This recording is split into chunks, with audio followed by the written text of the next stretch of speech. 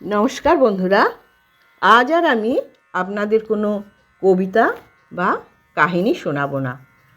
আজকে আমি রামকৃষ্ণ মঠ মিশনের যে লোগো অর্থাৎ প্রতীক, সেই প্রতীকটিরই অন্তর্নিহিত অর্থ সম্বন্ধে আমার সীমিত জ্ঞানের মধ্যে যেটুকু আয়ত্ত করেছি সে নিয়েই কিছু বলবো। লোগোটির সঙ্গে আপনারা সকলেই পরিচিত।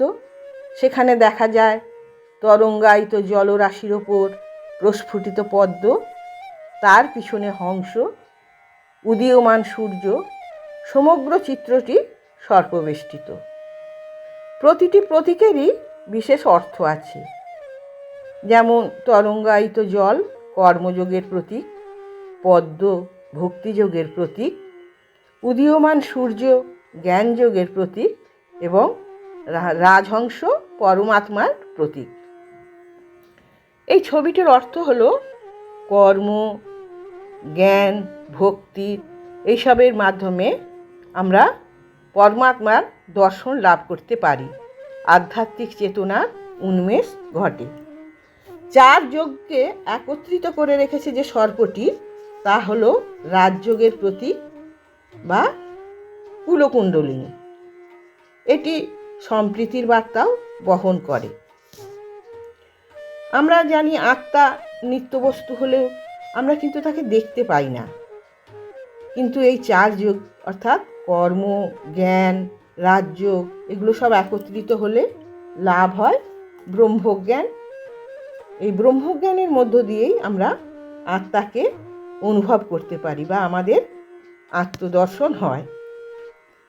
1900 সালে বেদান্ত সোসাইটিতে থাকাকালীন স্বামী বিবেকানন্দ নিজে হাতে এই লোগোটি অঙ্কন করেছিলেন এবং তার এক ডাচ বন্ধুর প্রিন্টার মেশিনের মাধ্যমে লোগোটিকে মুদ্রণও করেছিলেন।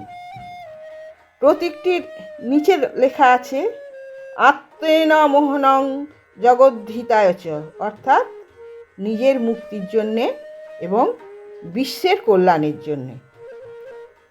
তো আমরা মোটামুটি প্রত্যেকেই এই লোগোটিকে রামকৃষ্ণ মিশনে গেলে, বেলুড় মঠে গেলে, দক্ষিণেশ্বরে গেলে আমাদের চোখে পড়ে, কিন্তু এর অন্তর্নিহিত অর্থ আমরা জানলেও এতটা হয়তো জানতাম না। তো আমি যেটুকুনি জেনেছি সেটাই আপনাদের কাছে আজ জানালাম। আপনাদের যদি বিশেষ কিছু জানা থাকে অবশ্যই আপনারা জানাবেন। অনেক অনেক ভালোবাসা নেবেন। ধন্যবাদ।